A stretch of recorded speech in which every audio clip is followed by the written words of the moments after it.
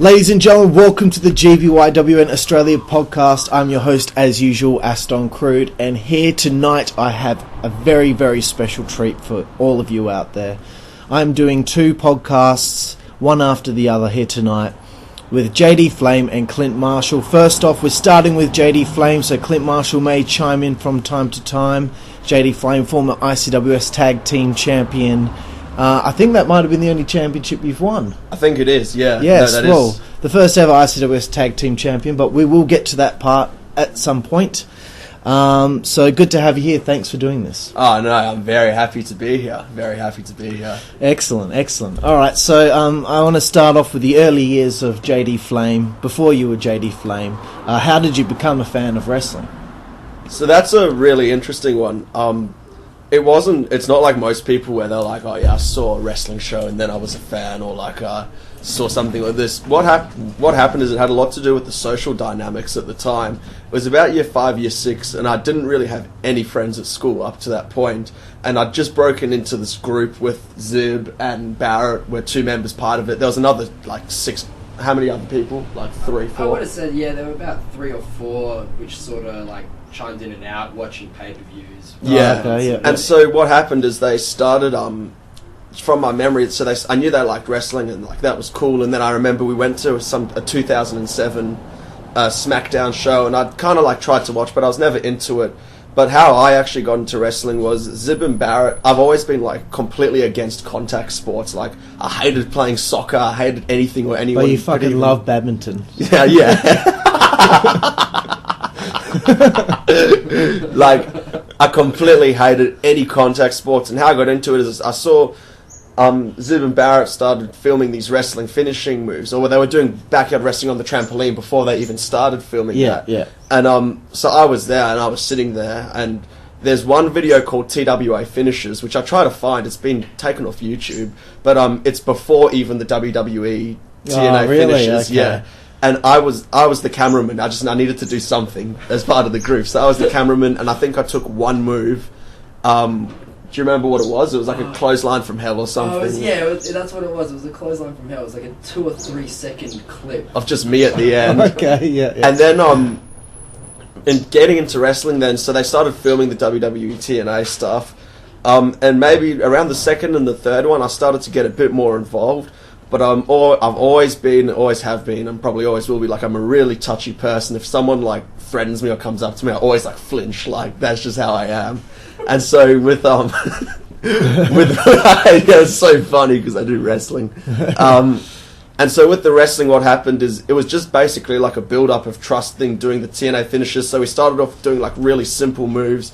Like, because on a trampoline, for example, I remember in one of our videos, I took the Rampage, which, although it's a hard move to do on a base, on a trampoline, it's really like a safe move. It's quite a safe move to do, and that sort of stuff. And then I just got more and more into it, and then eventually just sort of organically became a fan of the stuff, because I realized that, like, you know, it wasn't just about being part of the social group, but I actually liked the genre of pro wrestling itself. So who were like some of your favourite wrestlers to watch back then? Oh, jeez. The Miz, obviously. Oh, Jesus, I forgot about that. The Miz. I loved The Miz. I do remember. I was a huge Miz and JT in EPW because I thought he was like The Miz. So I was a fan of JT as well. And so does the Nation of Mizlam mean something to you? Thank you, Barrett. I've never heard that one. No, we made a Facebook group. Do you not remember? Oh, what was it called? The Nation of Mizlam. Oh, yeah. Yeah, no, so I love The Miz. I don't know why, like, this is something general in my life, like, I like things for absolutely no fucking reason, like, so I don't know why, but, like, I absolutely loved The Miz, like, to the point at one point where they came to the airport, and Zib's mum was working at Jetstar or something, so she was able to find out the flight that they were on. So sorry to chime in, but we went on Wikipedia, because my mum needed the names that they were checking in with. So we went on Wikipedia, got their real names that would obviously be on their passport. Yeah. And so we've submitted their, like, real actual names. Yeah. And they found them on the flights. Oh, okay. Yeah. So we've arranged to meet them, and what I did back then is, because I didn't have long hair, put my hair into a mohawk and dyed it purple, just like Miz's. Okay. Yeah. And you know, I don't know if you've ever like been to the airport to greet WWE superstars. Not the airport, no, just the hotel. Yeah.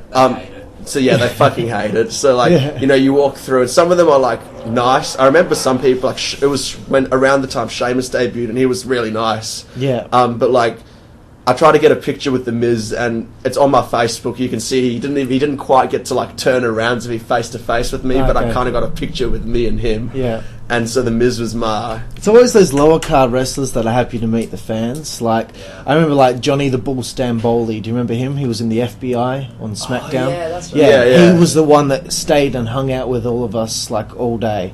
And like Doug Basham and stuff. Yeah. Like, they were the coolest ones because they cared, you know, to... What to happened come meet between... us. Remember your mum and Randy Orton actually had an altercation? So my mum's quite a pushy woman in the sense that she wants to get something, she'll nudge, but like not in an intruding way, even though she probably did intrude. But she'd go up to Randy, she's there with a camera and stuff, she's like, oh Randy, come on, get in.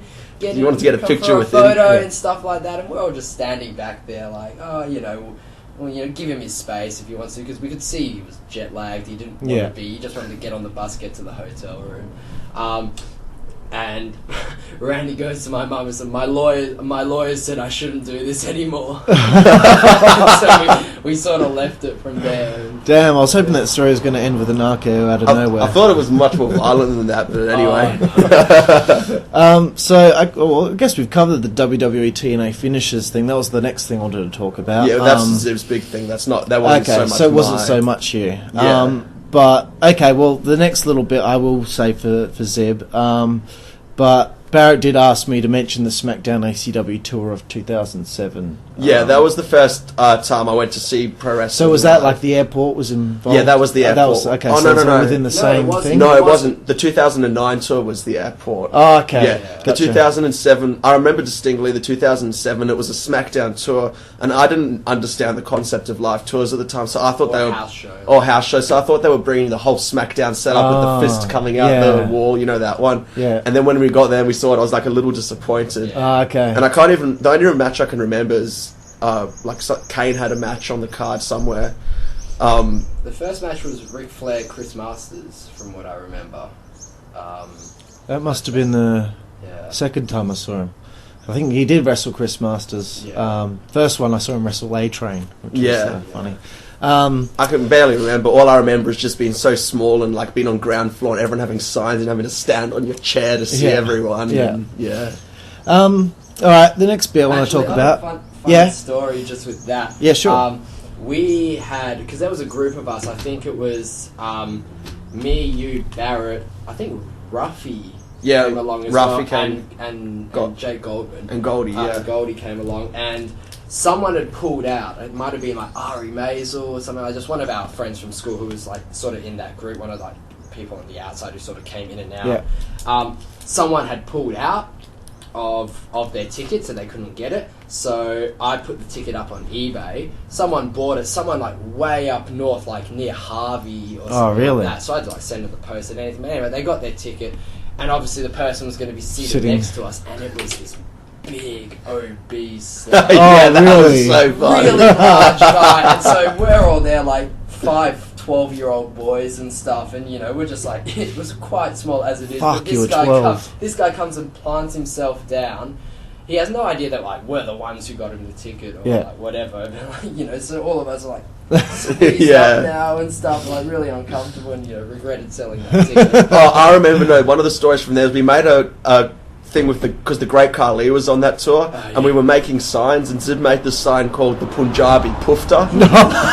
And Zib's mum, I don't think, did she let you? Zib, as we were like going out the house, she saw that Zib had this sign, and she's like, Zib, you can't take that out. No. While we were making the sign, she said, "Oh no, you can't take out Pufta. Make it like Pansy or something like that." So I'm like, "All right, fucking changed it." But it seems so right to us at the time. It's so funny how times change. Next I want to ask you about is your memories of TWA and TWA Skyfall. So every event was TWA Skyfall. Okay. So TWA was just this little impromptu thing that me, Zib, and Barrett formed out with. We did like entrances and stuff, but like, it was mostly I can't remember exactly how long it went for and how many events we did. I think it was very short-lived. But that was when I really started to get more into actually wrestling rather than like taking a move and kind of like having to be told through it, because I'm the sort of person like I don't trust people easily. So even when Barrett was like, oh yeah, this is how it works or whatever, I'd still be like, you have to show me slowly and we have to do the suplex and you have to just do the lifting part, not the dropping part. And then you can work up to the dropping part and that sort of thing. And I think TWA was where I really started to develop the ability to do moves and to do them sequentially, you know, to actually wrestle a match. In one take. Much, And TWA Skyfall was basically this big thing where I won our championship. And it was like the big underdog thing, winning the championship, that sort of thing. And so you have won another championship. Yeah, but that literally, I can't even count that. Barrett did say there was like one proper show you guys did. You said it was like one proper show, but other than that, it was just mucking around. We never filmed any of it, though, did we? No, we never. Damn. For a time, we were like, oh yeah, let's like, you know, make a proper online YouTube federation of it and stuff. And then we were like, yeah, cool, because I was really into video editing at the time. I'm sure I'll go more into it when I discuss the like finisher videos. But I was really into editing and all of that. And we were gonna set it up and stuff, and then sort of we realised with like 3 people you couldn't really do much federation, and it would involve us like try and drag other people into it who probably weren't as passionate about and I was always like I was always like OCD about this sort of thing, so like I was like, oh, if we're gonna put it on YouTube, we need to have like banners on off the trampoline saying TWA and have TWA there, and we need to look proper, and we could never ever obviously get there, so we didn't. On the note of TWA, with our championship, we never had a title belt for so long. Like we had the champion, but he had no belt, nothing. And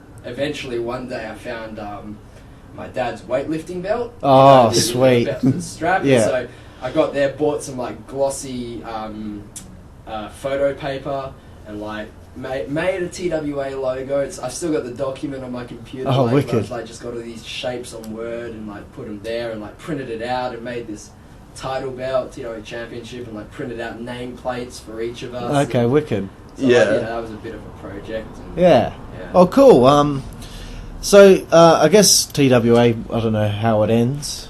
It ended with basically what happened. So there are 3 people in the Fed, right? Yeah. So you lose one and it ends. And what happened is Barrett went to ICWS because... So he didn't want to do both. He just wanted to do... From what I remember, actually, we discovered ICWS on YouTube, and then we sent them a message saying, hey, you guys should come join us on the trampoline. Okay. Jesus. We not have gone down well. That's what, and then who do these guys think they are? And then for a brief period, we actually, like, in our heads, we had this, like, this rivalry with ICWS. We were like, oh, we're not going to give in, we're not going to go join them, you know, fuck them. Yeah, like, you know, we did not want to, like, you know, because we thought, like, you know... So is that why you didn't join at first? It was because it was kind of like, nah, they got to come to us, we're not coming to them. Yeah, exactly. We were like, oh, how can they do good moves on, like, this shitty base? Yeah, come do it on the trampoline where you can jump and stuff. And so, jump and shit.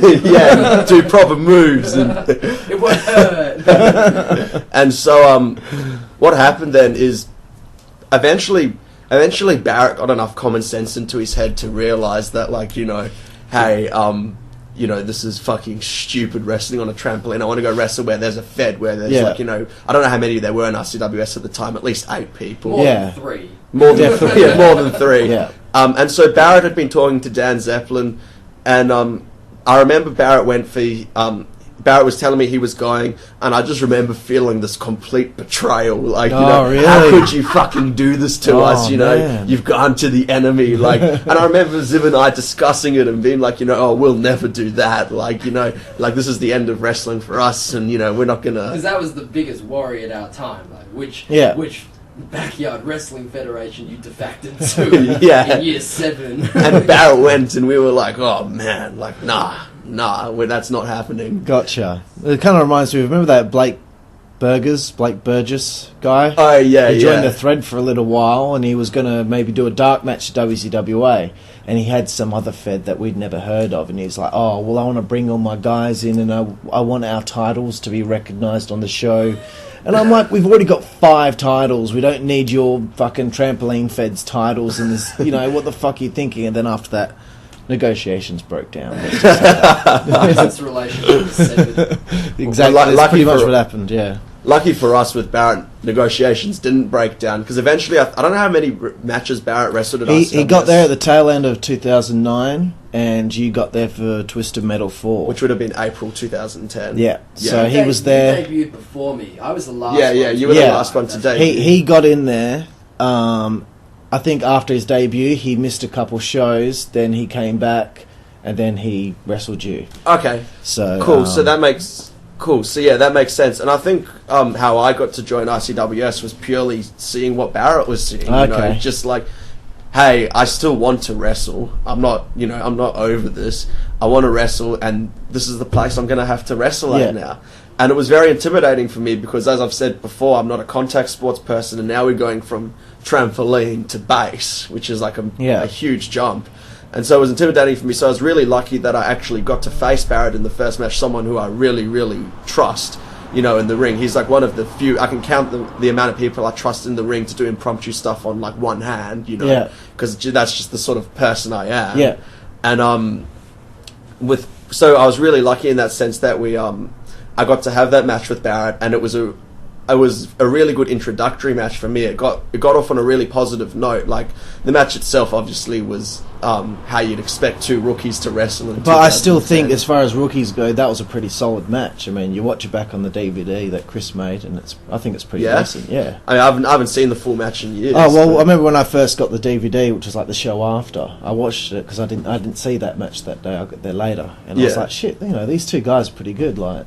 Because I'm comparing that to XCW, and we're wrestling on fucking grass, so it's like to see people go out there and do these crisp things. In my opinion, they were crisp. But actually, there were a few crisp things. Yeah, and that was really probably the best introduction to ICWS I could have had, because I think of what happened next. The next event was Animosity, where we had the hardcore title tournament, and if that had to be my first time in ICWS, I wouldn't have come back. Gotcha. Yeah. well, I'm going to get to that. It's in there. Okay. But one thing I did want to mention, just thinking now, I find the roads people take to get to a certain point and how they meet at that point is quite interesting to me. How you were going through the TWA thing and you made your debut on the same show that after 10 years of me doing with XCW, I managed to debut on the same show you debut on. I just found that to be an interesting... Did we debut on the same show? Yeah, that was the first show I wrestled against Dan Zeppelin. Twisted Metal 4?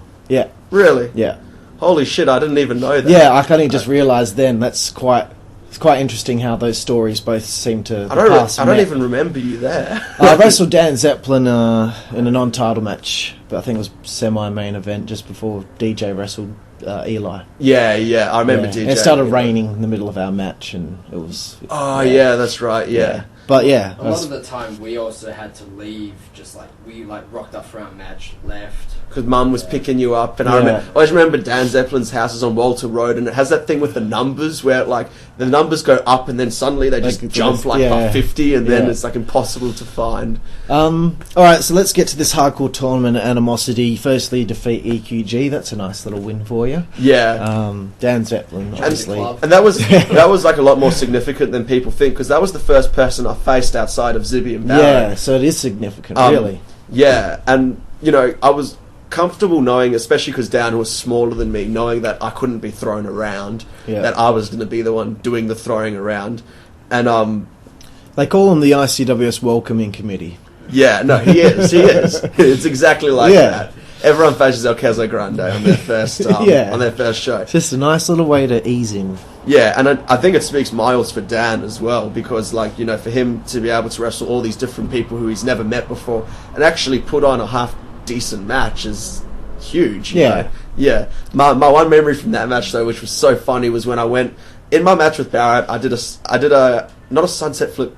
Oh, it is a sunset flip powerbomb, but not off like a ladder, when you just do running, doing it running. Yeah.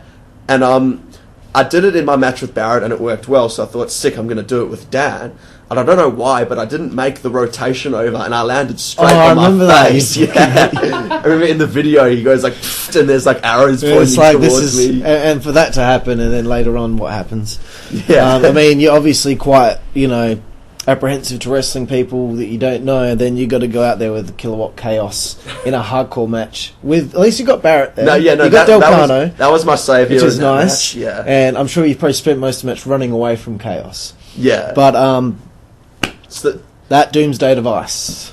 Jesus. I was sitting there, Jesus, man. Oh, no. I thought that was it. I was like, shit, this is the second show I've been at and someone's paralysed. Yeah, we've finally done it. We've finally got a major injury. Yeah. Now, I find it amazing that, like, we haven't really had, like... I'm surprised that you didn't when you took that bump, because that was horrible. I think the only reason I didn't was because of the rotation, I was, like, already rotating so quickly. What had happened previously is, my biggest fear was actually, we had told Chaos previously before distinctly, fall down with me. That's what you got to do. Yeah, that's what you got to do. You can't just let him just... You fall down before he jumps off the ladder. Yeah. And so my biggest fear before that, getting on his shoulders, was like, fuck, his head's going to hit my nuts, as he gets down on me.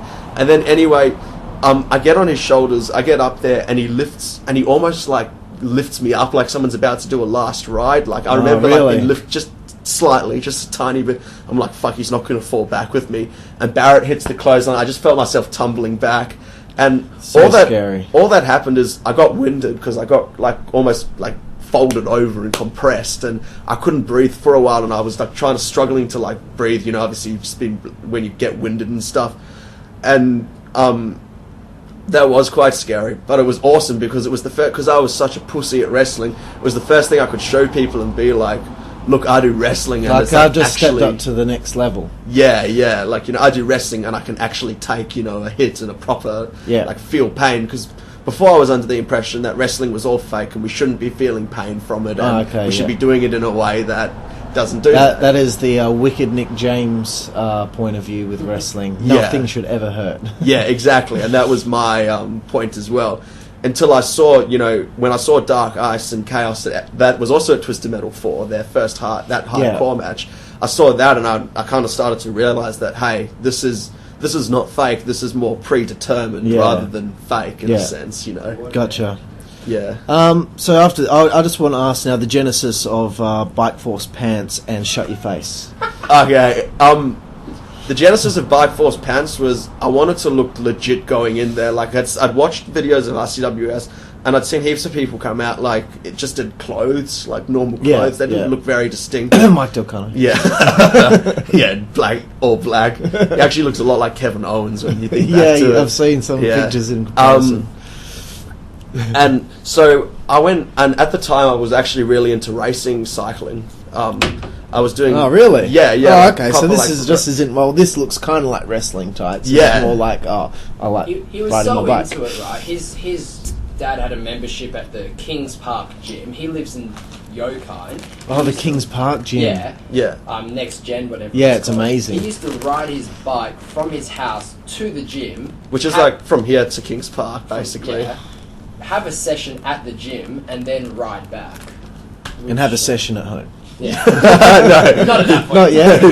After, that stopped once the session at home started. We'll have a little section about that stuff. Alright, so the hardcore tournament stuff happens. Delcano wins the hardcore title, and deservedly so, I think. I think they really needed to start building up some new stars as the MC Cruels and those kinds like Wicked Nick James start phasing out and leaving ICWS. But I want to ask about aligning with Declan Diamond, Daniel Johnston, and how that idea came about.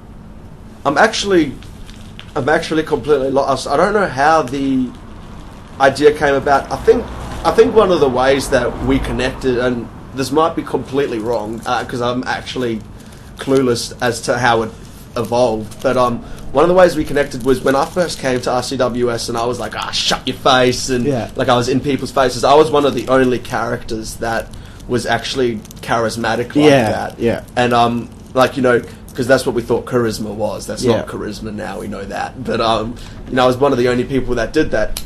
but one of the other people that did that was DJ. He was also very mouthy. Okay, so it's kind of like, well, they're so similar. Yeah. DJ wants to come back as a manager, and maybe this would be a good fit.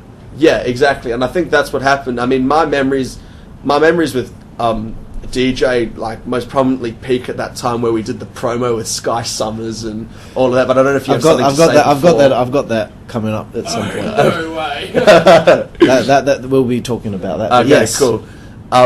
But yeah, and it was fantastic to work with someone like that, where you both mouth off and you're both like, Yeah. I think, what was he? He was my manager and then my tag partner. Yeah. I think, yeah. Yeah.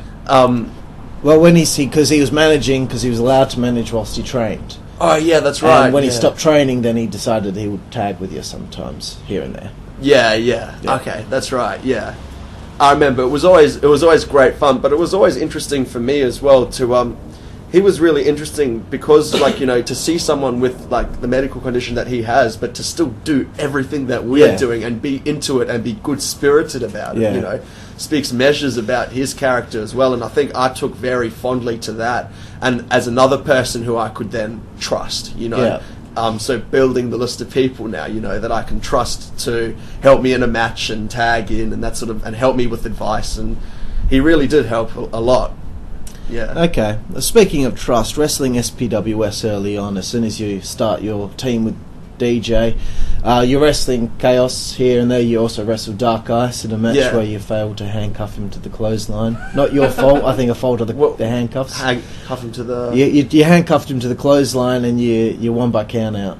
But but the handcuffs couldn't fit around the clothesline. And also whoever was refereeing that match was I think you gave them a specific instruction like count really slow or something. Yeah. Okay. So this counting very fast. Yeah. This is one thing now that you bring back to mind with SPWS was I think my first match with either one of them was me versus Dark Ice, and I remember before the match I was like, man, fuck, I really don't want to do this match. Like, I was thinking it's going to be stiff, it's going to be hard, I'm going to get hurt. And if you listen to Ice's podcast, he specifically talks about you and your possible reservations of wrestling someone like him, because, I was talking to him about how him and Chaos maybe at this time are seen as rough and scary to wrestle, so how did certain people go against you? And he gave you quite a lot of compliments saying that he had reservations, but you went out there and you did it, and afterward your confidence had grown. Oh, for sure. Because what I saw, when I went there, what I saw is Dark Ice is like wrestling, like at least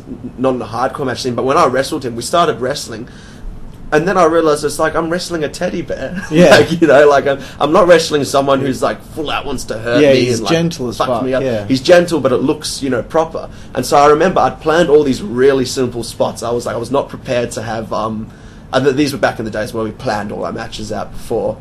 Hit a spot list under the ring. And I remember planning really basic spots, and then after the match, when whatever the outcome was, when we went backstage, and we were both backstage afterwards, and I'm like, shit, man, I didn't realize you were like this. Like, I would have planned a much more cooler. We should have planned a much cooler, complicated match. And that was a further trust building thing, because for me that then showed that, hey, you can make things look stiff, but you don't have to actually be stiff. You can look hardcore and be big, but it doesn't have to actually feel like that in the ring, which was a huge trust thing again. Gotcha. Next bit I want to talk about is art imitating life a little bit, because from what I remember, bit of heat on you back in the day with a young Justin Mendelow and the way that he carried himself with everyone. Did you have a little bit of an attitude problem? Oh, yeah. I mean, I'm a very pedantic person, and I always have been a very pedantic person. So what happens is when it comes to relationships and friendships, I'm very, very picky about things that people do. And as I've got older, I've been able to recognise that and be less picky and do that. But when I was younger, I couldn't. So if someone would slip up straight away, in my eyes at least, and because I had these really high standards, I'd already be like, fuck them, fuck you, this person's a terrible person, I'm not interested in them. I can vouch for that. Yeah. And because I just recall, I remember a lot of people saying, I hate Justin. Really? But then when you came to WCWA, everyone was a bit like, not sure. But then, as soon as you were in WCWA, it was like, wow, he's like, it's a complete 180. This guy's I never realised everyone hated me. Not everyone. Not everyone. Certainly not everyone. I love it. I mean, Yeah, I didn't. You were the best heel in the company. I mean, I personally, I didn't have a problem with you. You and I were fine, but other people, from what I remember, were like, "Oh my god, he is such a pain in the ass all the time." Yeah, and that's literally what JD Flame was, Justin, and they were like exactly the same. And like in that, you can ask anyone at that time if I'd get angry with someone at that time, it would look exactly the same as JD Flame getting angry with someone. You know, if he cut a promo, it just looked like him like criticizing someone in real life. Okay. Yeah. But yeah, no. So I definitely did have an attitude, and especially when I went and started going into year 11 and 12, because when I started ICWS, it was in 2010. It was April 2010, so it was the beginning of year 10, and then I switched schools, and then we went into year 11, and I was still doing ICWS, and I started to get this attitude, like, you know, I'm doing uni work, you guys are doing fucking bullshit, so, you know, you're going to work around me now, you know what I mean? Like that was my whole outlook on it, and it basically just grew and grew and grew like that. But like, I definitely was like a very heated person, and I remember this one specific instance when Mitch first joined the thread, and the thread was still a Facebook message. It wasn't an actual thread. It was the Facebook message, wasn't it? And I was like, and Mitch said something about like MWF, and like we were all getting a bit like iffy at Mitch because it was in that time where he wanted to bring like MWF into the yeah, well, doesn't that remind us of something? Yeah, exactly. And then I remember I sent this huge message like on the thread saying like, fuck you, Mitch, like, you know. I can't remember. Always lawyering the fuck out of people. Yeah, and I used to just I abused him so badly. On the topic of lawyers, I remember his gimmick in TWA at one point was going to be the lawyer, and his finisher was going to be the Sue play. Oh yeah, that's right. That's almost as bad as the evil architect Bill Ding.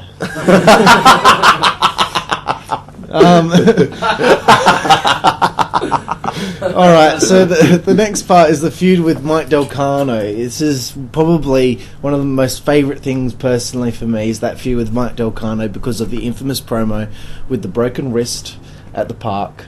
You break his wrist with Declan Diamond. Yeah. So let's talk about that feud with Delcano. The hardcore title. He actually broke his wrist, didn't he? So he did break his wrist, but this was towards the end of 2010, and this was where Sky Summers was involved in a bit of it. Yeah. Okay. This was not only a wrestling feud, this was a real life feud as well, and I can tell you that because, you know, I do remember there were a lot of issues between you two back then. Yeah, there were. And I remember, like, sometimes, you know, even because we used to go to we went to the same school from halfway through year 10 onwards, and, like, sometimes, like, you know, I'd just be such a cunt, like, we'd pick him up, and I wouldn't even say hi to him, I'd just put my earphones in, listen to my music, my mum would be driving, and, like, she'd say hi to him, and he'd say hi, and, you know, he'd get in. And okay. Then, and, like, I don't know, I can't even remember why there was such hostility, but it's always just something. Even during carpooling, there was problems. Oh, yeah. I think it was because Barrett went to Hale, the new school, and was with his group of friends, and then you came there and you didn't really interact with that same group of friends. Like, you had like a sort of different social circle. And so, like I don't know, you tell me. It's probably off that and me being a pedantic person. Then I develop the different expectations. So when I don't see it in someone, you know, I get pissed off. And anyway, but that was a real. So this is interesting because in his podcast, I don't think he even mentioned that you two had a problem. Yeah, no, we did, and this problem culminated over Cass. So I don't know. Sky Summers, for those playing at home, yeah. You won't even know who she is. So yeah, exactly. Ignorance is bliss in this case. yeah, very much so.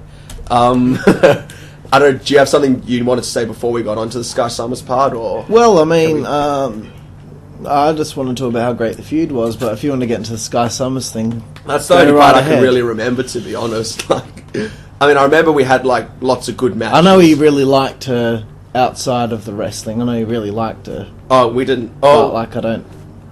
Barrett did. Yeah, I don't know. I don't know if anything ever happened with them, but. Alright, like, so what happened is so the day that we you know those promos where that in the park, and then there was one with me and Daniel at my house, and Yes. Barrett and Cass at my house as well.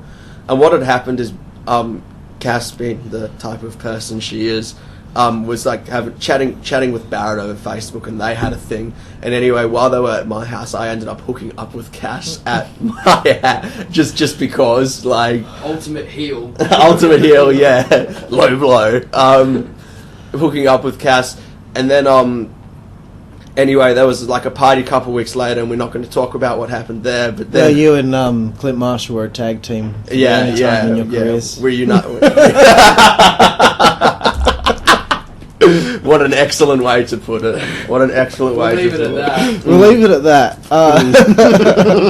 All right, so all of that was... So all of that was heated, and I remember that was during the time that you had your last XCW event, and she was there. Yes. And that was a great show. That was such a fun we were show. actually watching. Actually, I totally forgot to ask you about that. I'll pop it in at some point. We'll talk about it. Sweet. Because that was during that whole time, and I remember there was like something with like Barrett and Cass went into the bushes and something, and then but I'd had a thing with Cass, and then it was like mine versus you and all that sort of stuff. She wrote you the love letter. Oh yeah, she wrote me this like massive because I realized like quite early on to it that she was just nuts, like and she wrote me this like enormous love letter and gave it to me at XCW. And I just did not know, like, this random person, like, gave this 15-year-old this, like, love letter. I just didn't know what the hell to do. Like, I think I tore it up at the end of the night. I think you tore it up. Not in front of her. I think it was in front of her. No, was it? Was it? No, I couldn't. I wouldn't have been that horrible. Details doesn't matter. Anyway, so probably the reason that feud was so great is because it was actually real. Like, gotcha. The tension was real. I wouldn't say, we hated each other, but there was definitely a thick tension between us, Gotcha. And there'd be times where we'd hang out, but there'd be times where we'd just hate each other's guts. Yeah. But, one of the funnest memories I have, I just want to put this in there, just that we hanging out, was when me, Zib, and Barrett hung out. We always used to have pizza at my house on a Saturday night when we were like 12, 13. Yeah. That's what we used to do. And shortly after Zib joined ICWS, we were working out a finisher for Zib, and we'd worked out the Supernova. So, in my house, this is just important contextual detail, my house has marble floors, and so we'd worked out the Supernova, so Barrett was like, okay, we're going to just practice the pump handle position and you just getting me up. And so Barrett and Zib did that, and then I just remember Zib just like full on hit the Supernova on him. On the marble floors. Just and Barrett was like, what the hell, man? Miraculously, like, he wasn't hurt from it, but probably because he knew how to bump properly. Yeah. So I felt like fucking hell. Proper, like, it's like bumping on this glass table type of thing, like proper pain. That wasn't smart. I apologise, Michael, if you're listening to this. He will be. Okay. Alright, so next bit I want to talk about, just scaling back a little bit, Clint Marshall joins ICWS finally. Yeah. I think this is Pain for Pleasure. No, not Pain for Pleasure, Affliction. Affliction, yeah. Not Animosity, Affliction. And it's his first match, so obviously he must be excited that Zibby's joining ICWS. And also the bit where XCW ruins the...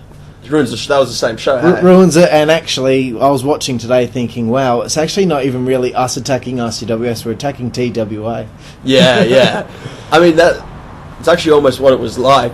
I think when Zib joined, because I was explaining before the mentality, we had us against them. Yeah. Then Barrett joined. Zib was the last holdout. Then I joined, and then Zib carried on, in my memory, holding out, just like, I'm not going to join them, fuck them, like, I'd rather not wrestle and then join them, like. And there he is when you're at the ICWS, he's sitting alone in his room, just like, probably having a wank. But yeah, because I watched it today, it was a good match. Yeah. We got attacked at the end. It ended in disqualification. XCW ruined the day. Yeah. And that set up the whole 5-on-5 feud. Yeah. So yeah, good match and good to have you, mate, in ICWS. Yeah, no, it was all three of you. It was, and it was once again another person I could add to this trust list. You know, that was building and building and building, and at the same time as well, what was happening with me is I was realizing the proper nature of wrestling, so I was mentally more prepared to, you know, it's gonna hurt. This is what's gonna happen. Just if you like it that much, deal with it, and I did like it that much, so I dealt with it. Yeah, and yeah. So from there, 5 versus 5 series, XCW versus ICWS. I'm kind of like booking the show with Chris Zeppelin, telling him what matches I think would suit, and you in ICWS is how I see Just Mike in XCW, the ultimate heels. And I thought, what a great thing to have is you and Just Mike one-on-one. Mike's not really the greatest wrestler, so you're ahead of him with the skill level. But watching that match back, I'm like, you know what? JD Flame and Just Mike had a fucking decent match. Yeah. For what's against them with Mike's, you know, he's got a lot holding him back, you know, athletically.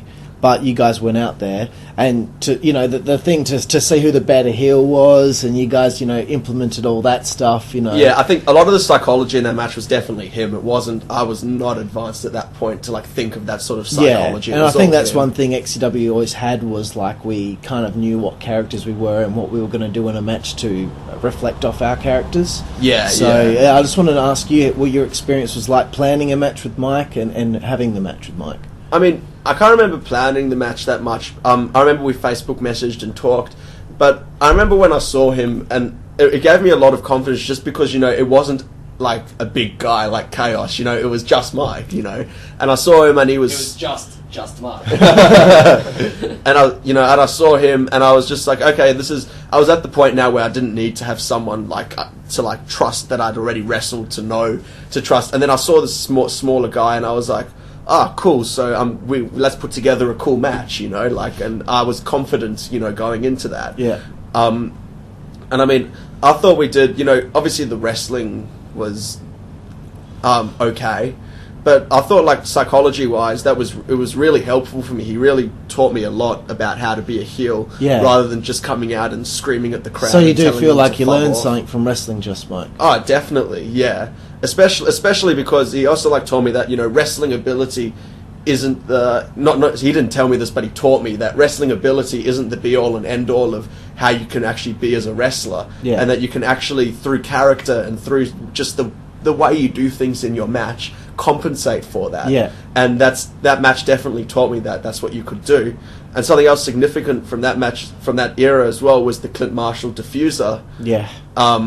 Match, which was also one of those, which was an amazing match. Yeah. You know, and I just remember being absolutely blown away, you know, and we were like, oh, finally, Zib's actually showed his true colours now. He can, you know, because... Well, we'll definitely get into that when we interview Zib. Yeah. You guys probably didn't get the chance to listen to the Diffuser interview, but I'll talk to you all about what he said about Zibby during Zibby's interview. So we get the season's beatings feud ender against Delcano. He goes over. And what? Were you kind of hoping to become hardcore champ? You know, I really did want a championship, and especially this is season's beatings 2010, right? Yes. Okay. I really did want to be champion, and especially because this was the culmination of our feud over Cass. Mm-hmm. So I really wanted to walk out champ, but the way that was booking, it didn't happen. Yeah. And so I was like, okay, that's fine. But what had happened before is Cass and I were like, what was meant to happen is Barrett was meant to just come out with Cass as a valet and go back with Cass as a valet. And I'm like, at the end of the match, I said me and Cass had this plan, and we didn't tell Barrett. At the end of the match, I'd kidnap Cass. So that you can see at the end of the match, I pick her up and just take her backstage, and we didn't tell Barrett. So you know, it was another sneaky thing that I did, gotcha. Attitude, you know, oh gosh, yeah, you're a heat seeker, mate. Yeah, no, I was definitely a heat seeker, no doubt. After this, I know there's a 3-way with you, Delcano, and Clint Marshall. That must be a significant match for the three of you for the hardcore title. Clint Marshall wins the hardcore championship. Do you kind of feel like Zibby came in, he had this great match with Diffuser, he's really proved himself, all of a sudden he sweeps in, takes the hardcore title, where maybe you might have thought you deserved at least some sort of... Yeah, I mean, I didn't really actually have that sort of thought. At that stage, I was kind of... That's like mid-2011 now. And that's when I was kind of moving away from, like, caring about wrestling. So it doesn't bother you that Barrett got a title, Zibby got a title?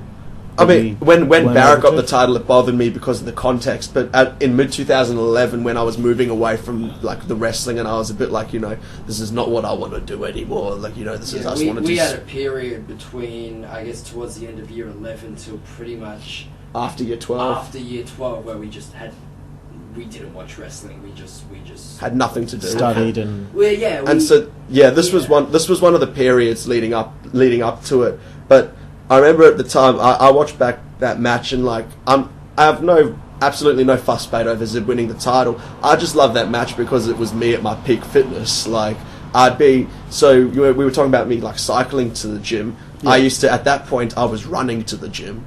I was running like 12 kilometers, well, however long it is, 12 kilometers there, 12 kilometers back, and doing a workout session. Wow, okay. I was like super fit. And so I just watch how snappy I was and how fit I was, and I get nostalgic over it. Yeah. But it's probably nice to have a little TWA showcase, after all this time you guys get to have a freeway. Definitely, and... and because my own trust levels have been built so much by that point, we could actually put on like a match where we planned proper stuff and we planned the spots. And I remember specifically, we planned at the start, like we did the classic triple threat planning where you always try to have one guy out, so it's one-on-one most of the time. And like, I just remember a couple of things I remember from that match was like, I was the guy that was taken out at the start, which I was cool with. Then Barrett and Zib put on an absolute showcase. And then I remember I came back in and did a few things, but the final spot of that match where I was taken out, at least, was when I went for the cutter on Zib. Zib lifted me up and he threw me off the base through 2 tables. Oh, okay. We screwed up that spot before, remember? Did we try it before? Yeah, because you came from the wrong side, or the side that you would have to use your left arm, but you tried using your right arm coming in from like the left side, if you get what I'm saying. Oh, so you yeah. come in and sort of just like hit me, and like instead you've had to like sort of just do some shitty punches to cut it off, and then like made the same. But I remember before, like I was still so scared to do hardcore stuff at that point, even though I'd like done a few hardcore matches, that even those tiny tables at ICWS, when you can watch the tables came about like probably like 30 centimeters above the base. Yeah. I was like 2 tables. So while Barrett and Zib were wrestling, I was like collecting people's thick jumpers and putting them under the tables. Oh, really? So that I didn't have to land on the grass because I thought it would hurt so much to like. I didn't realize, if you go through like tiny tables, it doesn't hurt because they actually break your fall. You know. But I remember putting like jumpers under the tables, and then did that final spot where Zib threw me off, and I was so proud that I actually like committed to that spot. And even though I did the pussy out thing before with the jumpers, I was proud that I'd committed to that spot, and that was another milestone for me in terms of like the hardcore wrestling scene. That hey, I'm actually prepared to maybe do hardcore wrestling. So yeah, that's the significance of that match for me. Cool. So the other thing with that match was, so this is, me and Barrett were still feuding in real life at this point. I don't know why.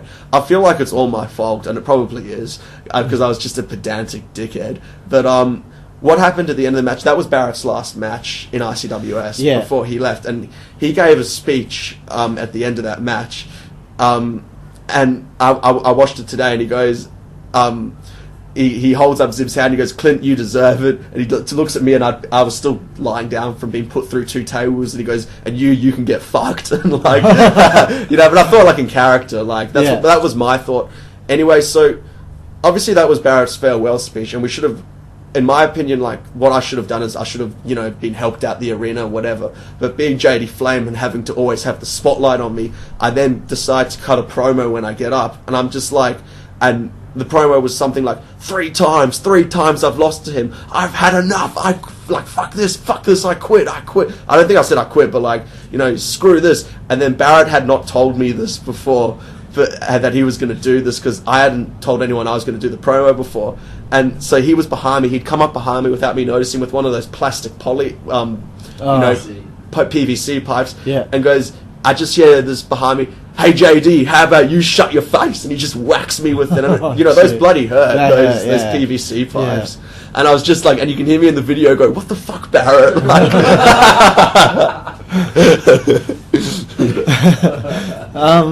All right, the next bit I want to ask you about is the last ever XCW show. It only really dawned on me, just as we touched on it before, that you guys actually got to wrestle on an XCW card just before it was all over. So your memories of, I think it was a 6-man tag at Christmas Chaos 5 for the pre-show, and also just watching the show and comparing that to what you've seen with ICWS. Obviously, the production values are a bit different there. Yeah. And I thought it was one of the funnest nights ever. The only thing that ruined it was the whole cast thing going on at the time. But my match, I can't remember much. It was like me and DJ and someone versus you, Eli. DJ Delcano versus Zibby, Wicked Nick James, and was it Eli? No, Eli. Dan Zeppelin. Yeah, and Dan Zeppelin. Yeah. So it was you three. I remember it was one of the first matches where we'd actually not planned anything for it, because previously, and this links into my pedantic personality, I would not wrestle a match without having a full spot list, and this is going to happen here, and this is going to happen here, and this is going to happen here. And it was one of the first matches where we just did impromptu, and of course it was. I didn't think it was that great. I think it's a bit of a mess, but at the same time, you guys are trying to wrestle on just foam mattresses, which isn't like the base or a trampoline, so it's probably difficult for you guys to really, Exactly, especially environment. One thing I felt about XCW when I was there was this is how you guys compensate for having a bad wrestling environment with the characters and the psychology. Pretty much. And it was such a fun night, just watching that and Mum. The video packages. I loved and all the advertising before it. I wish we could do that. We did that in WZW. Well, I'm hoping that for the next Resolution, hopefully we'll have an actual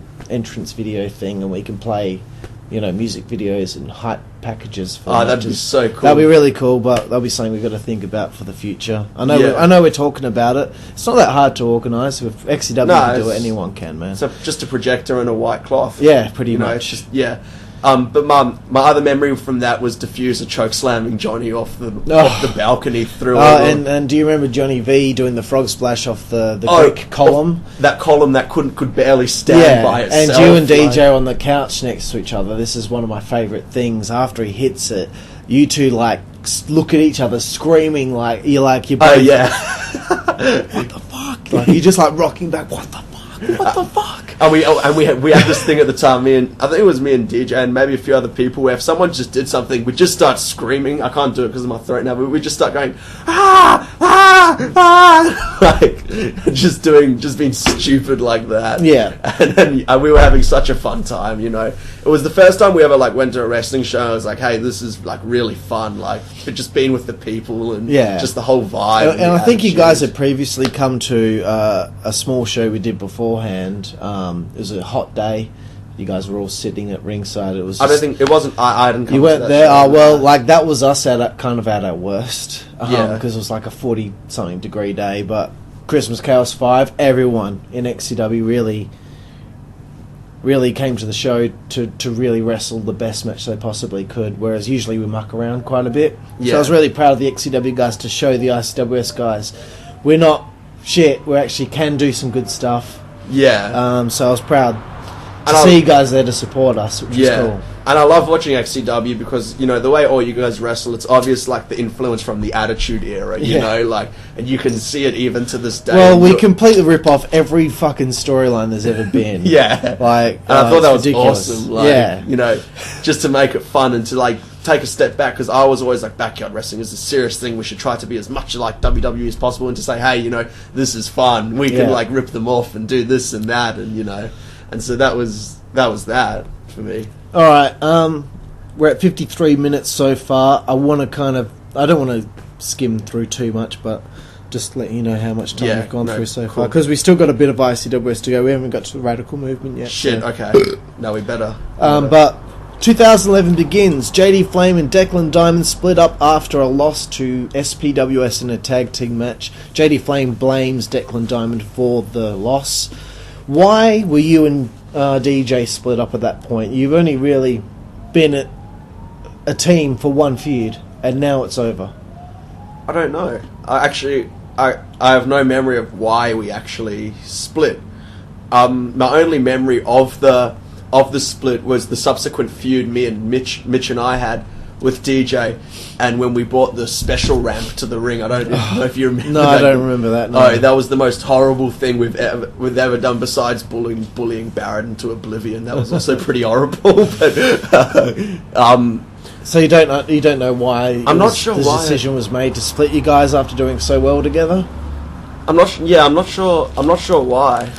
What was the longevity of that? How many? Well, I think we were together for a bit. You split. He wrestled a couple matches on his own, and then the feud with you and Mykonos against him, kind of. Well, not really Mykonos, but you guys had a non-sanctioned fight, which I'll probably bring up later, but which wasn't a very good match, unfortunately. Yeah. No, it wasn't. But. Okay, so we're not sure about that. I'm pretty sure I covered it with DJ's one, but I can't remember. Yeah, I'm sure he'd remember better. I can't remember what he said. He probably just wanted to be with Knuckles or something. Yeah, my best memories, I don't store memories that well. Like, my best memories of ICWS are definitely that radical movement period. Okay. But okay, let's just skim forward to you getting a shot at the ICWS Championship after stating that you've tried several times at the hardcore title and you can't seem to win it, but you want the ICWS Championship, so you're willing to put your career on the line against Dan Zeppelin for the championship. Oh, cool! I remember this. I can speak about so this now. Yes, and of course after the match, SBWS give you a goodbye to remember. So let's talk about that. Why were you leaving? And your thoughts on everything. The barbecue for JD as well.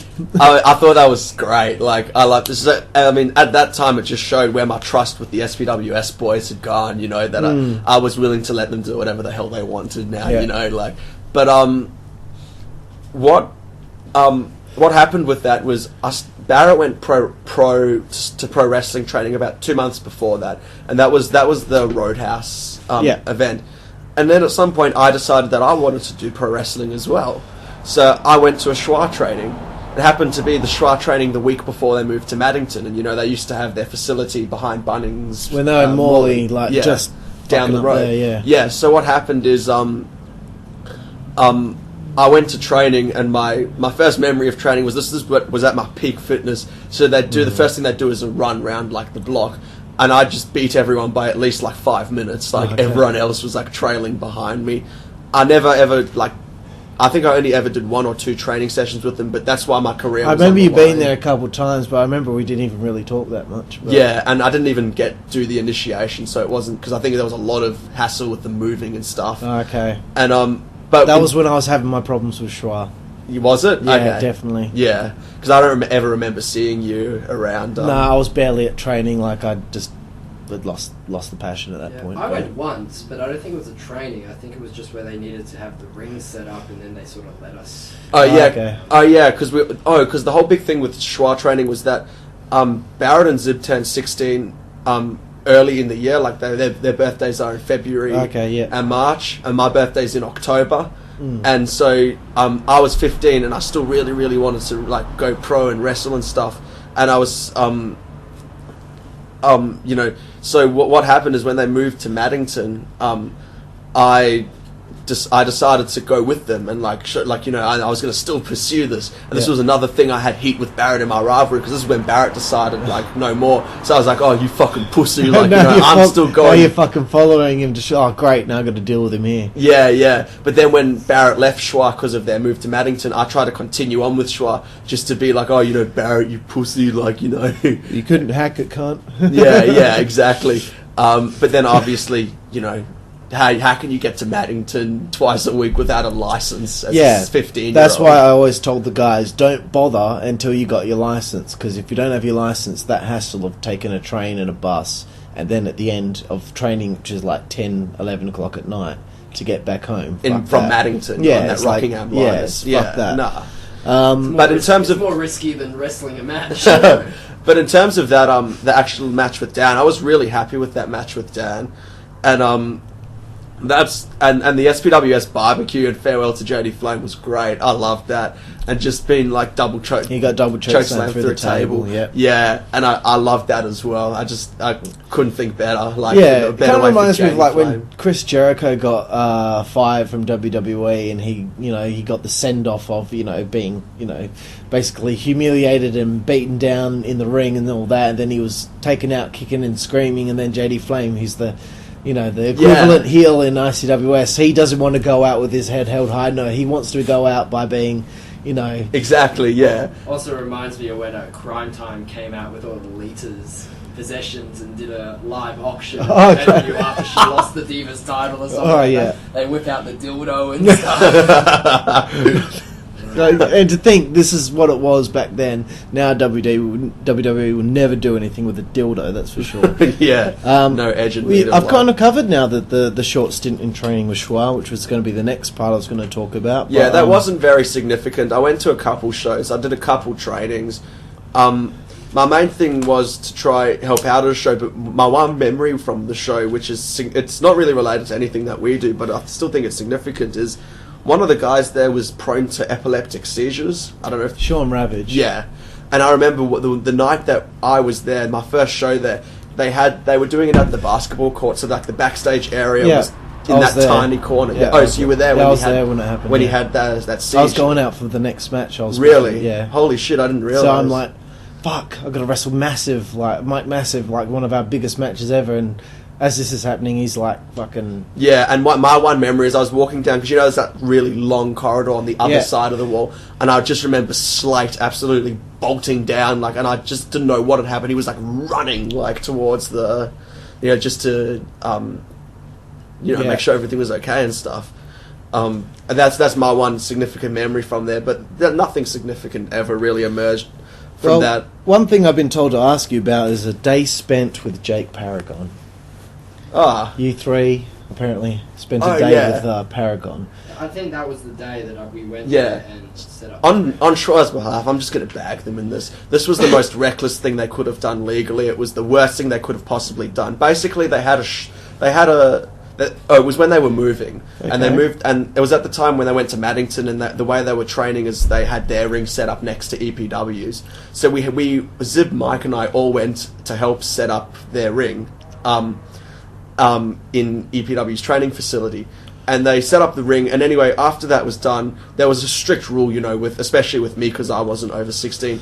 No pro wrestling, no bumping, no nothing, no funny shit, and they just, for some reason, they just didn't care, and they let me, Mike, and Zib just wrestle in their ring. So it was the coolest thing ever. It was the first time we'd ever wrestled in a ring, and we just mucked around the whole day and spent the day with Paragon. And I didn't spend enough time with them to really work out who was a good bloke and who was a shit bloke and that sort of thing. So I don't really have any significant impressions. Okay. Yeah. Alright, so you're back in ICWS soon after this. Very soon, and you face Mike Tilcano and you finally fucking beat him. Yeah. I think it was Twisted Metal 5.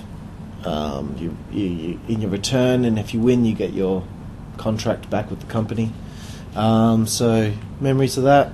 This was definitely one of our better times of friendship with me and Barrett. I mean, me and Barrett have been on and off of friendship the whole time, as he said in his podcast, and now we're like really, really good friends, and I'm sure it's going to stay that way now that we're not little children anymore. Yeah. But, this was one of the better times. So I actually just have great memories of having a great match and, being able to come over and actually win. I just remember the ridiculousness of it, though, because it was literally, I'd left RCWS for one event and come back. It was just so stupid. Well, I mean, in comparison to DJ, that's nothing. He's retired and come back to ICWS 3 or 4 times now, so... Yeah. So, I just remember feeling stupid about that, but I really liked the match, and I really, really enjoyed it, and I really enjoyed the chance to get to face Barrett again, because now it's what was that, Twisted Metal 5? Yeah, so we faced each other at Twisted Metal 4, that was my debut. Twisted Metal 5, exactly the same. It's like, it's repeated itself, except this time better. Yeah, and later in the show, Clint Marshall becomes ICWS Heavyweight Champion. Was that the unification match? He's the hardcore champ, Dan Zeppelin's the heavyweight champ. Yeah. And they unify the titles, and Zibby's got both belts. Yeah. So, I mean, what are your thoughts? You know, you're watching and you're seeing your friend, you know, less than a year after his debut, he's got both championships. I mean, you must be pretty proud of you, mate. At that time, I was very, very, you know, proud. But also, like, at that time, it was my time trending towards year 12. So, you know, it was like cool that Zib had won, and it was like really, really awesome. And it was cool that he'd finally been recognised as, like, you know, because we always knew he was like talent. Like when you look at someone like Luke Monet, for example, and you can see straight away, you know, he's got that. You know, I see the same thing with Zib, and to finally see that recognised was awesome. It was really, really awesome for us. Yeah. All right. So after this, you form an alliance with Mykonos. Guess you guys are good buddies, or, you know, you're getting along quite well. Maybe you might have pitched to Chris Zeppelin to form a team. I mean, the booking. I think one of the reasons I came across as such an arsehole during the time was because I was an arsehole, but the way the booking worked was everyone on the thread put, like, there wasn't a booker. It was like a consensus between all the wrestlers, so everyone knew what was happening. Everyone knew what was going on. And that was one thing I always was against. I was always like, you got to at least have people out there who are watching the match not know what's going to happen so they can react accordingly. Yeah, and especially even booking. How can you have 12 people trying to, you know, book, and everyone's got their own self-interest at heart trying to book? And it was funny with me and Mitch because we started off on such a bad note with my message on him, you know, telling him to, like, basically get fucked. And less than a year later, now you're a team. Yeah, now we're a team. I don't know why we got on so well, but, you know, I think we both came from, like, slightly similar places in the sense that we both weren't a fan of the hardcore stuff. We were much more fans of the character stuff and that sort of thing. And I think that alliance with Mitch really reached its penultimate when we went body spray. Yeah, and that's what I was going to ask. Why body spray? How did it come about? That was complete. I'm pretty sure that was 100% Mitch's idea. He's like, oh, we should, like, spray. It was something like we should spray. It started off we should spray deodorant cans from under the curtain to look like there's smoke before. And then for some reason we're just like, Mitch found this song called Body Spray on YouTube, and he's like, what do you think of this? And I was like, oh yeah, this is cool. And so we're like, yeah, why don't we do that? So the first few times we just did, like, came out to the body spray, but then eventually it was like full deodorant cans and, like, it's just so funny when I watch the footage. Like, Mitch just stands there at the entranceway and he's just like just dousing himself in fucking deodorant just on his head, just it's so funny watching him do it, you know. Yeah, and I mean, we had such a great time. That's, like, one of my favourite times in ICWS. Yeah, and after this, as Body Spray first begins, you feud with Tim Justice and Dan Zeppelin for a short feud. I think it's more Mitch is kind of feuding with them whilst I was still going on. You're kind of doing your own thing as well, but I don't think any tag matches really happen until you actually wrestle Zeppelin and Tim in a tag team tournament for the first ever tag titles. Yeah. So what was it like working with someone like Tim, who was quite new at the time? And I do remember the match you had with him, and it was dreadful. Yeah. Okay, so a lot of the way that I wrestle is influenced, and the way that I act is influenced by how I perceive other people.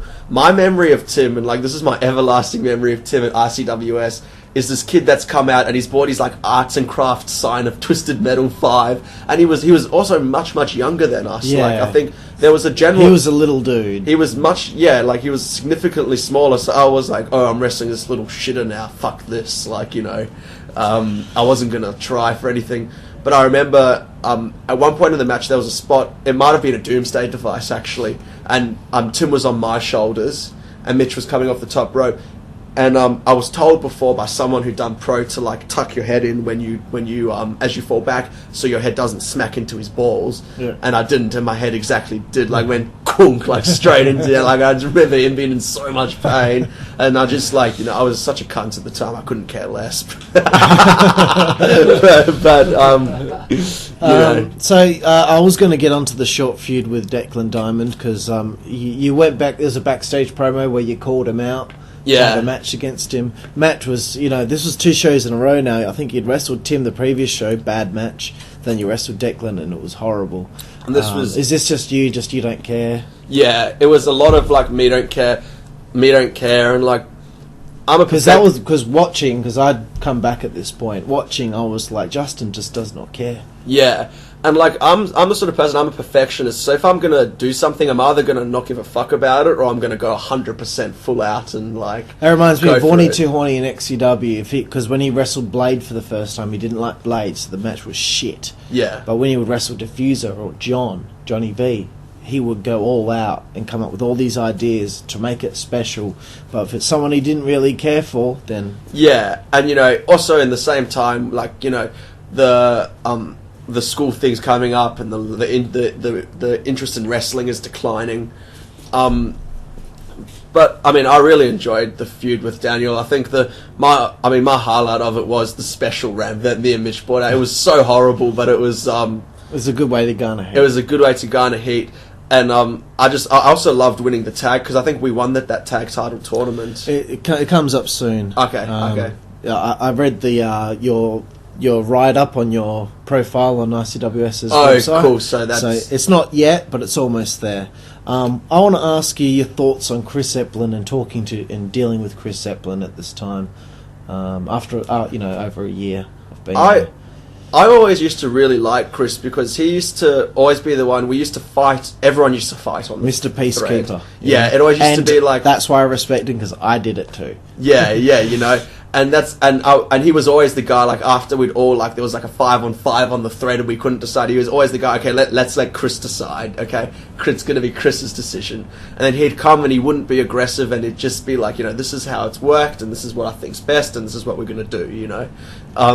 And so I've always had a lot of respect for Chris. I loved working with Chris. I loved it when Chris actually came out and, like, became part of all of that. Yes, you know, that's well. coming up right. Or not yet, but almost. Cool. Okay, the formation of the radical movement. You guys screw. I don't know if you. Does it happen? I can't quite remember if you guys help him screw Clint Marshall out of the championship to help Del Cano win the title. Yeah. Radical Movement is formed. For those playing at home, Radical Movement was the thing going on with Rad Hazard and the GBYWN over in the US. They wanted an Australian version of it, so you guys were the ones to do it. So how did the idea come about to form an alliance with Del Cano? And I think the Radical Movement, so obviously there was some way it was communicated by Rad that they wanted something in Australia. And I think Barrett was the person that was... I might be completely incorrect, but Barrett was the person that I heard it from. That, you know, there's they're wanting a radical movement in Australia. You and Mitch are a tag team already. You know, this could work really well, because I think Barrett was a champion at the time as well. And Mitch and I were both tagged champs as well. So were we already together when we held all the belts? I think you guys were the ones that helped him win the belt. Yeah, we helped him win the belt, so then we all held the prominent belts. Yeah. I remember the bit with me, like, at the entranceway, I did the classic, like, Johnny Nitro, I had the belt down my pants, you know, like, and just, like, pelvic thrusting, like, doing the classic body spray thing still with Del Cano. But the Radical Movement was awesome. Like, that's some of my best memories, just doing that shit. Yeah. So I'm pretty sure, you'd already won the tag title, so... I'm getting the timeline wrong, unfortunately. It happens a lot. Becoming the first ever ICWS Tag Team Champions. It's taken a while, but now you've got a championship. How does that make you feel?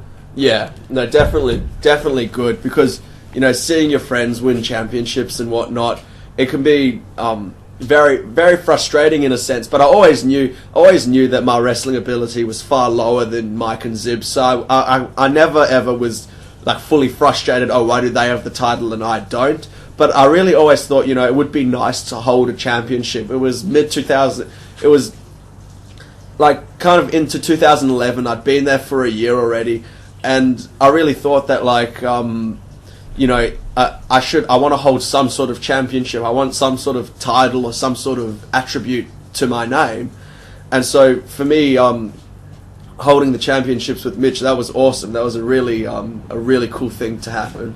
Cool, man. Excuse me, just having a wee. All right. Okay, the feud with Clint Marshall. He's a lone wolf, pretty much, battling the Radical Movement. Must be pretty fun to be with once again the TWA guys. Yeah, all your together. mates. You and Mike and Mykonos involved as well. It's funny, you know. Mykonos debuted at Halloween Hell 2010, and you guys debuted that same year, and now the 4 most prominent characters on the roster are, the newcomers pretty much. So you guys, within a year, you've already been built up as the top echelon in ICWS. Yeah. I mean, I think that was a good mix of, like, fortunate circumstance that you had guys like DJ and Eli coming out of ICWS because of pro training, but also because guys like Mike and Zib and Mitch are all really naturally talented at what they do. Yeah. So, it was awesome. I kind of like hitched on the ride, It was like, I had like the more personality side, so it was great. That's what I kind of brought out, and especially when I especially remember talking about this with Barrett, because Barrett was. We always used to tease Barrett, what's your taunt, like jumping up and down on the ring, like, doing nothing, like no character, no nothing, but he could wrestle like hell, man. Yeah. Like, and so I always thought it was awesome that like Barrett could be the awesome wrestler, and I could be like the Paul Heyman, like the spokesman and the loudmouth. And together, when we had this in the radical movement with the added Mitch element as well, it just worked out so well, like. I believe you guys never even get the opportunity to defend the tag team titles. Your first title defense, I believe you lose the titles to SPWS. Do you know why? I think if you can give me the year, I can tell you, because I think this is very close to me leaving ICWS. This is pretty much just after the feud with Clint Marshall's begun. It's not too far into the radical movement's run. Maybe 2 or 3 shows at this point. But you lose the tag team titles in your first defense against SPWS. Yeah, I mean, it wasn't. Did they know that maybe you might not be around much longer? I'm not sure. For some reason, I just thought that they did, and I was giving off the vibe that I wasn't. I think there was a situation with you were only able to come to the show for a little bit, do your thing, and go. So there were a lot of times where it was only Mitch and Mike. Yeah, but there was also times where it was just you and Mitch, and Mike could only come and go. Yeah, I think that might have been a situation that was going on. Yeah, and I think as well, in SP, I didn't even realise that was our first title defence. I'm pretty sure you never even got to really defend the titles. You beat Tim and Dan to win the belts, and I don't recall. I think we had like more matches, but not title defences. Yeah. Yeah, it was. I wasn't. Once again, I really wasn't fussed about it. Like. SPWS as well, it made no sense for Mitch and I to go over SPWS. They were both much bigger guys than we were. And, it's always shit to not be able to even defend a title properly, especially given my circumstance. I've never held a title, and to lose it that quickly. But it was the circumstance, and that was the attitude that I was giving off, and so that's what happened. Fair enough. Yeah. Chris Epplin does join the radical movement, I think, and it was only really a couple of shows after that where you guys got to be a full faction with Chris Epplin involved. How did you feel Chris did fitting into the fold?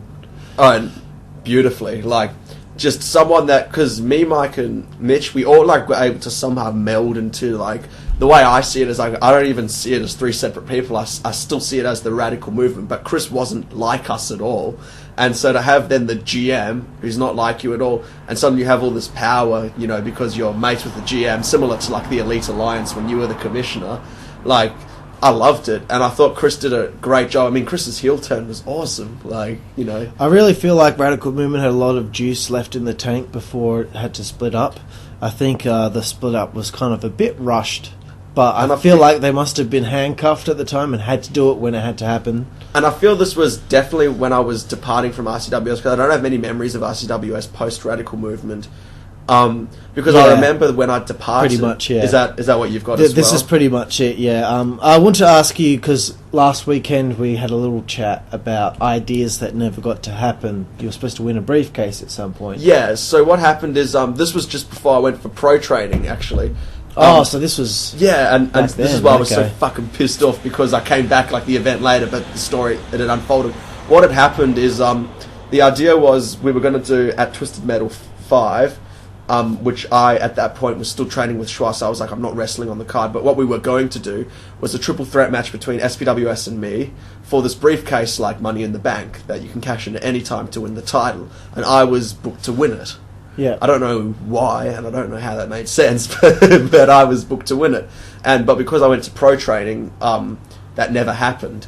And at Twisted Metal 5, we obviously did the thing with Delcano getting the career back. So, gotcha. Yeah. So if you stuck around, you might have won that briefcase. I could have. Did anyone say you were going to win the title? Nobody said I was going to win the title, but when you win a briefcase like that, it's almost like it's a given that you're going to... Yeah, at that point in my head, at least, I thought, Well, when Alex Stone, it's pretty much the same situation. When he won it, he was never told he was going to win something with it. He was actually told he was going to cash it in and lose. Oh, really? And he was like, no, save it for a time when I do get to win, because this is the first time someone's won a briefcase. If they lose on the first opportunity, then it doesn't mean anything now, does it? Yeah. So I was very much under the impression that I was going to win the ICWS title if I'd won. I think they took the briefcase idea and used it with the Rising Star Cup. Yeah. Yeah. But anyway, that's what happened. Radical Movement split up at not Day of Destiny, the show before. I don't recall how it happened, but there was something that happened with Mykonos leaving Radical Movement. Yeah. I can't quite remember. I don't recall. I can't remember either. But what I was already gone. You might not have even been there, and there might have been a thing with Mykonos leaving. Yeah, and then the next show, Mykonos beat Delcano for the heavyweight title. Oh, so this is where it fits in. Yeah, because the way I left ICWS was absolutely atrocious on my part. I was losing interest in wrestling. But also, I wasn't considerate of the people around me. So what I did, when I told them I was leaving, my last show was I just decided not to rock up to the show. Okay. And at the show was meant to start at 10 a.m. and 11 a.m. I just posted a shitty excuse on the thread, saying... I think I was with you. Yeah, we both did it, I think. What did we do? Oh, it was really bad. Anyway, yeah, we didn't give any notice and we just said, oh no, we're not coming now. And then that was kind of... I think what had happened is we'd gone to a party the night before, and I think I slept at yours, and I just woke up in the morning. I'm just like, dude, I just don't feel like going. And we'd lost interest, and then we just didn't have consideration for people, so we were like, nah, we're not going.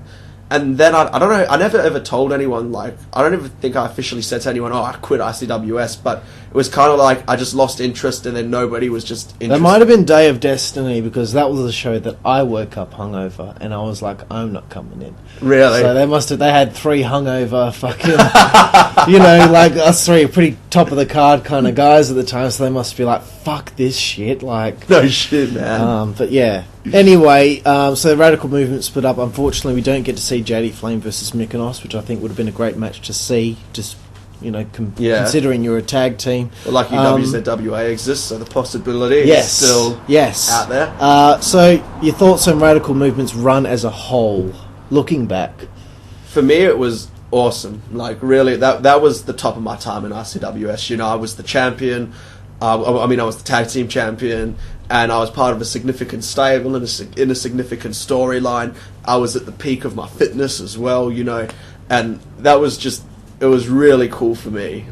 If I show people, I love showing people my backyard wrestling videos, just because they don't get it, and I love it when I wish we had more of the ICWS matches uploaded. Unfortunately, it's mostly recaps or what's on my channel and Mykonos' channel. Yeah. But I'd love to go to the Zeppelin's house one time and get all the footage and start slowly uploading all the full matches. Oh, that would be really cool. Because, there's, I've never seen back the full 30-minute Iron Man match with Clint Marshall and Delcano. I want to see that. I wanted to watch it today in preparation, but it's not there.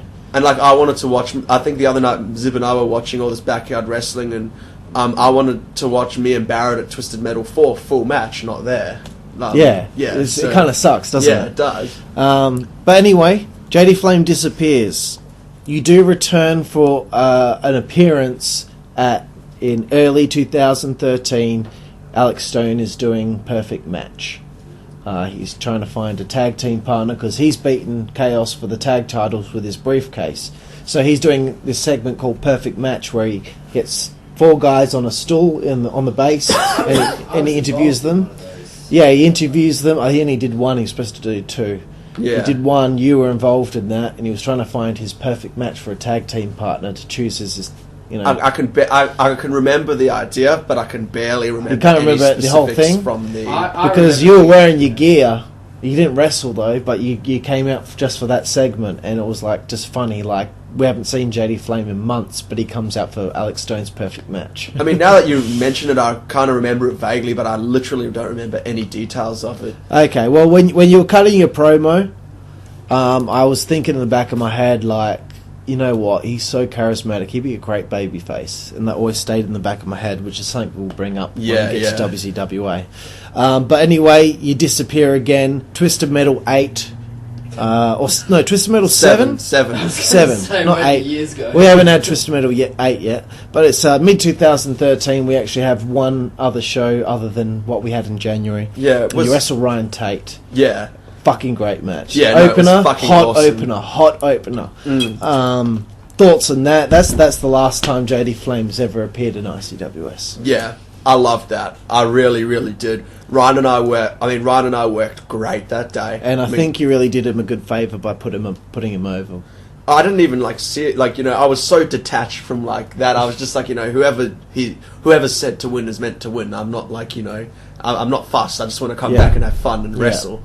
And that's what I did.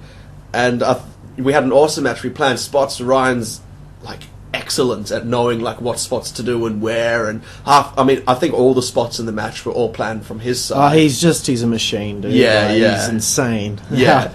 And he was so fun to wrestle, and it was a good match, and I really enjoyed that. My one memory from that event, though, was that this was just at the time that WZWA and ICWS were... Oh, yeah, this was getting to that point. Yeah. And I remember... Because ICWS had been having a show a month, and then WZWA having a show a month. This is the tail end of 2012. Yeah, where we then 2013, nothing happened until halfway through the year where we had Twisted Metal 7. Yeah. And then nothing from... So it was almost the phase out into WZWA. Yeah. It totally started to phase out Yeah, and my one memory from that event is seeing seeing Jack and Luke and Chris and whoever else, a couple of the other boys that were there, and they were all sitting under a tree. They were all by themselves, isolated, and the rest of the ICWS boys were all having pizza and whatever. And I didn't know who these guys were, so I'm like, who are these guys? And they're like, oh, they're the WZWA Well, guys. you'll soon learn about them, that's for sure. That'll be coming up. But one other question I want to ask is, since that match with Ryan Tate, why has there not been any more JD Flame involved in ICWS? It did come back this year. We've had about 4 shows. Yeah. Just wondering why maybe you haven't shown any interest to... at least have some sort of role. Now that I'm not such a pedantic person, what I do is I have a list of preferences, and my interests have changed quite a lot since when I last wrestled. Not because I don't count the time I wrestled Ryan as my last run in ICWS. My last run in ICWS was that end tail of the radical movement, really. That was just a pop in for a cup of coffee. Yeah, exactly. And so by the time the ICWS restarted this year, my preferences had greatly changed. I'm very into my academics. I'm very into my philosophy and all that sort of stuff. And wrestling doesn't come up that high for me now on the priorities list. So I love to do WZWA because it was like a ring and it looked proper and that sort of stuff. But I couldn't take on another wrestling commitment. It just wasn't in the preferences. There's nothing against anyone. It's just no time. Yeah, well, fair enough. I just think what ICWS is lacking is that ICWS star power from the guys that are embodied with what ICWS was back in the day. We've only really got DJ and SPWS, and I guess if you count me in there, but Wicked Nick James has had one match. Yeah. But other than that, it would be good to have just to have some people involved, but obviously that's not in the plans for you. But JD Flame, that was your ICWS career. Yeah, that's the end of part 1. We got to it just before the end of an hour and a half. So really? We did good. We did good. We're on target right now. Yeah. So thank you very much for that one, and we'll come back with you all. Any other thoughts? All good? Yeah, all good. And in terms of RCWS now, if I wasn't doing anything now, I would love to be a part of it. I really would. If I had nothing else on my agenda, I would love to be a part of it. And I'm really glad that it has been revived, because it would be sad to see something die. Yeah. But, it's changed, but I'm really glad to see it back. Good. And that's the point. Excellent. Well, thanks, JD Flame, and we'll be with you guys again for part 2 of my interview, where we'll discuss his whole run in WZWA. Thanks for listening, guys.